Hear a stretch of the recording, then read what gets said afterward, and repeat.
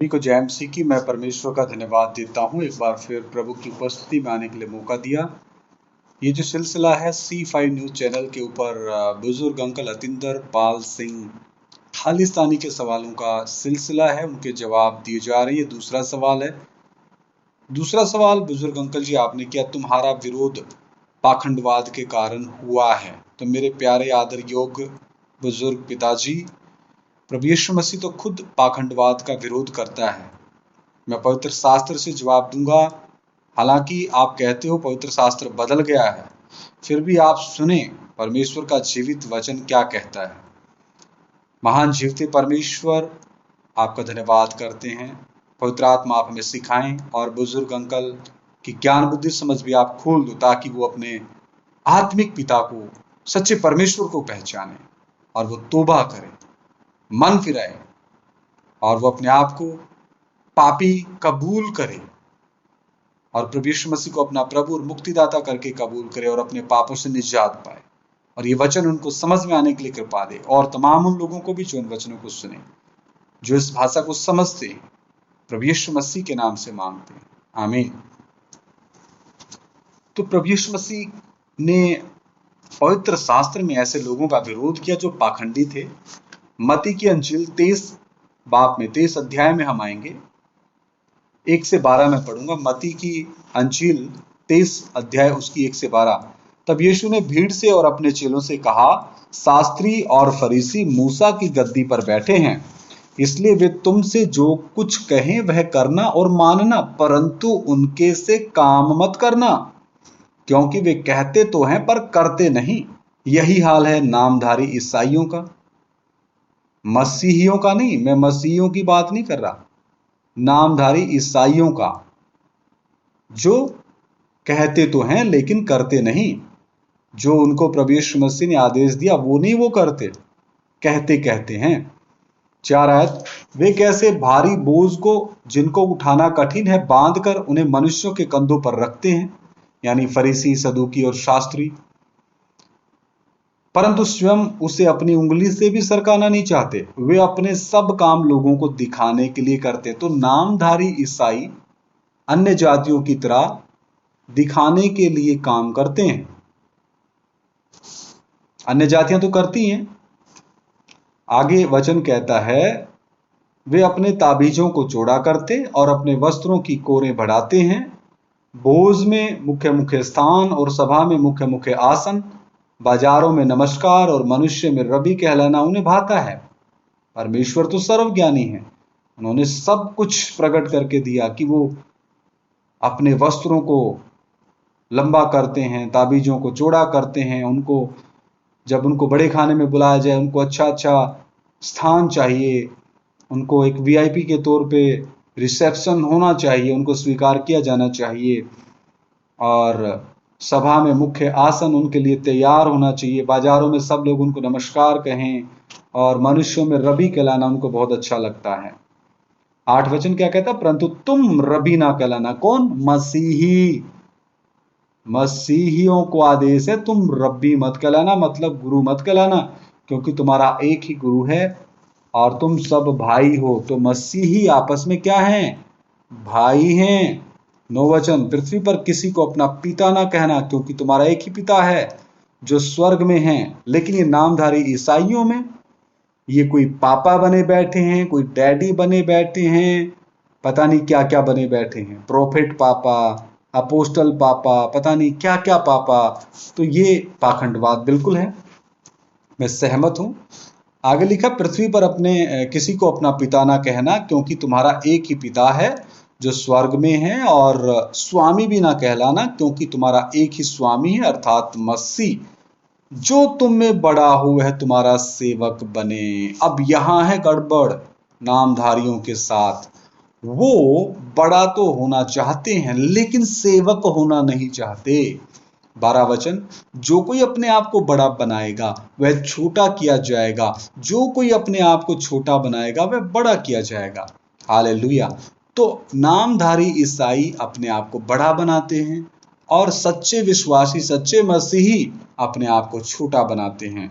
आगे मैं पढ़ूंगा 13 से लेकर के 20 तक शास्त्रियों और फरीसियों के पाखंड की आलोचना कैसे प्रभु यीशु मसीह करता है। 13 आयत, हे कपटी शास्त्रियों और फरीसियों तुम पर हाय। कपटी शास्त्रियों और फरीसियों के ऊपर देहधारी परमेश्वर कहता है कि तुम पर हाय, तुम मनुष्यों के लिए स्वर्ग के राज्य का द्वार बंद करते हो, ना तो स्वयं ही उसमें प्रवेश करते हो और ना उसमें प्रवेश करने वाले को प्रवेश करने देते हो। हे कपटी शास्त्रियों और फरीसियों तुम पर हाय, तुम विधवाओं के घरों को खा जाते हो और दिखाने के लिए बड़ी देर तक प्रार्थना करते रहते हो, इसलिए तुम्हें अधिक दंड मिलेगा। तो ये इतने गीत नामधारी ईसाई गाते हैं, लोगों को थका देते हैं, विधवाओं से भी प्रार्थना के पैसे लेते हैं। मैंने पिछले दिनों में सुना, जालंधर से एक हैं श्रीमान नबी महोदय, जो एक गरीब परिवार से लगभग 50,000 रुपए प्रार्थना के नाम पे खा गया।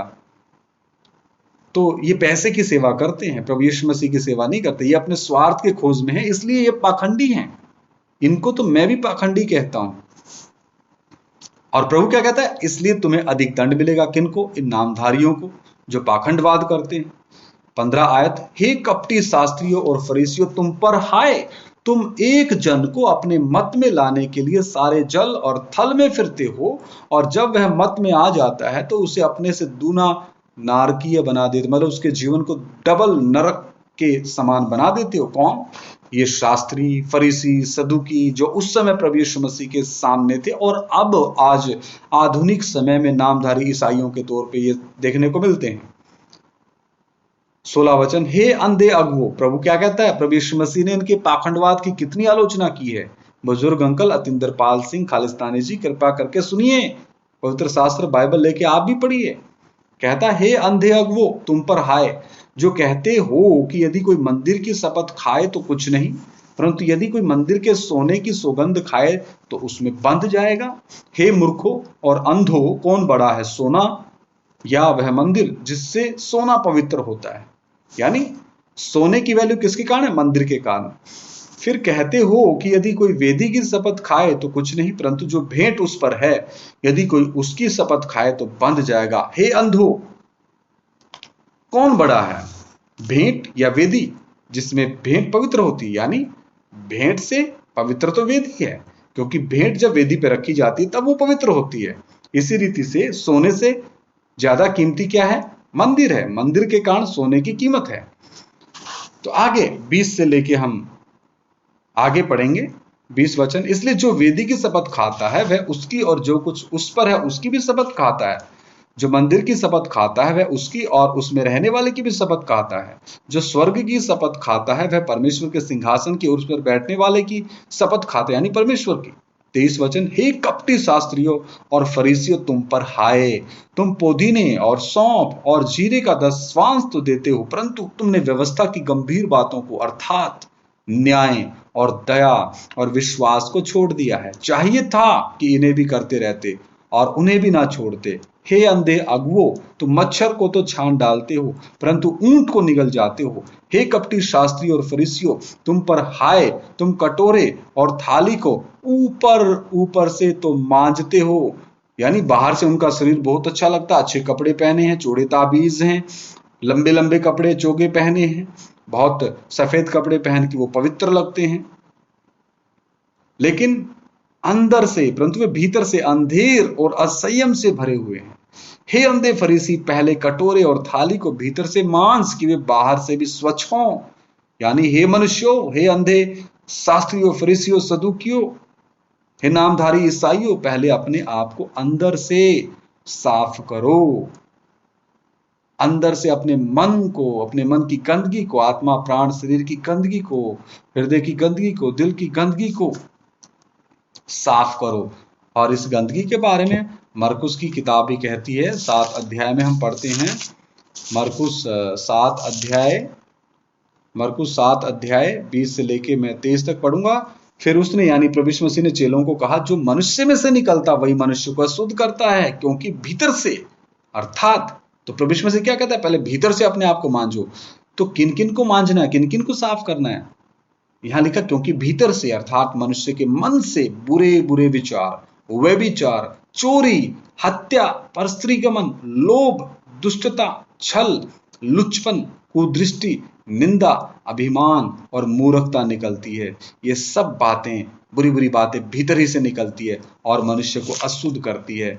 हे मनुष्यों, पहले इनसे आप लोग क्या हो जाओ, भीतर से शुद्ध हो जाओ।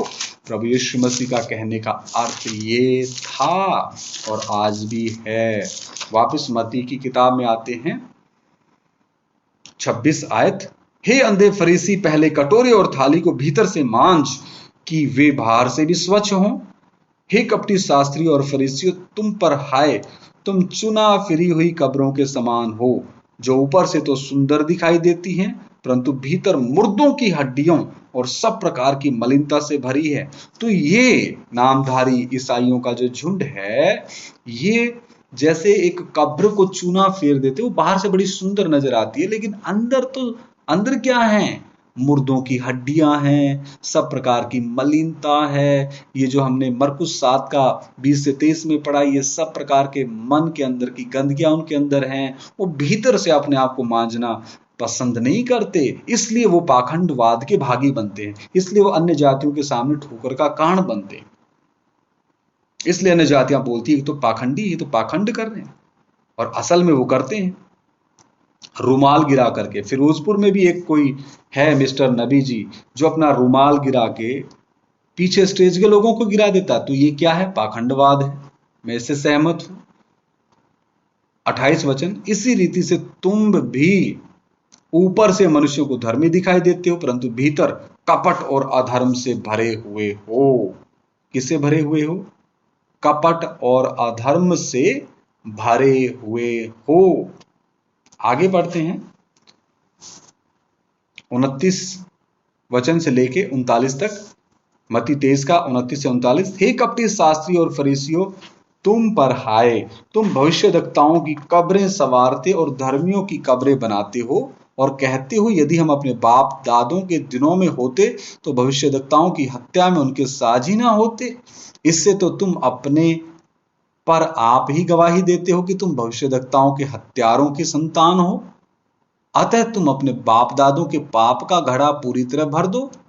हे सांपों, हे करैतों के बच्चों, तुम नरक के दंड से कैसे बचोगे? तो पाखंडवाद के विरुद्ध प्रभु यीशु मसीह कितना सख्त था, आप इन वचनों में पढ़ें, सुने। बुजुर्ग अंकल जी, पिताजी और तमाम वो लोग जो बोलते हैं कि पवित्र शास्त्र पाखंड सिखाता है, पवित्र शास्त्र बाइबल पाखंड सिखाता है। नहीं, पवित्र शास्त्र बाइबल पाखंडवाद का विरोध करता है। हमारा मसीहा प्रभु यीशु मसीह पाखंडवाद का विरोध करता है। 34 वचन, इसलिए देखो, मैं तुम्हारे पास भविष्यद्वक्ताओं और बुद्धिमानों और शास्त्रियों को भेजता हूं, और तुम उनमें से कुछ को मार डालोगे। कौन कौन? ये पाखंडवादी, ये नामधारी ईसाई लोग, और इसमें बहुत से पाखंडवादी अन्य जातियां भी हैं। सदूकी शास्त्री फरीसियों के समान जीने वाले लोग भी हैं। और क्रूस पर चढ़ाओगे, और कुछ को अपने आराधनालयों में कोड़े मारोगे, और एक नगर से दूसरे नगर में खदेड़ते फिरोगे, जिससे धर्मी हाबिल से लेकर बिरकिया के पुत्र जकरिया तक, जिसे तुमने मंदिर और वेदी के बीच में मार डाला था, जितने धर्मियों का लहू पृथ्वी पर बहाया गया है, वह सब तुम्हारे सिर पर पड़ेगा। बचेंगे नहीं।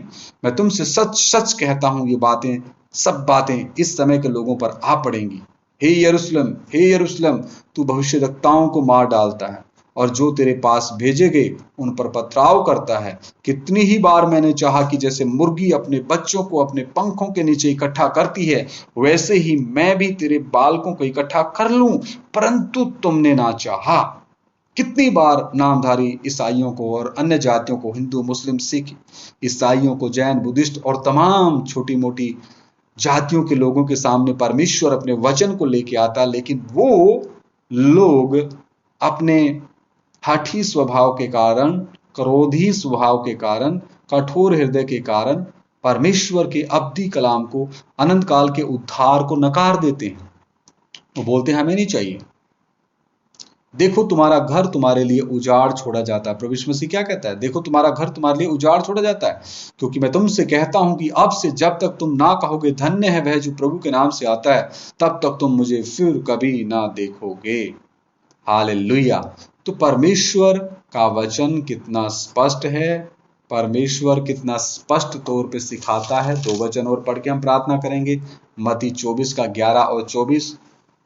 बहुत से झूठे भविष्यद्वक्ता उठ खड़े होंगे और बहुतों को भरमाएंगे। और जैसा कि आप देख ही रहे हैं, झूठे भविष्यद्वक्ता हैं, रुमाल गिरा करके पीछे लोगों को गिरा देते हैं, लोगों को भरमा रहे हैं, इसमें कोई दो राय नहीं, पाखंडी हैं।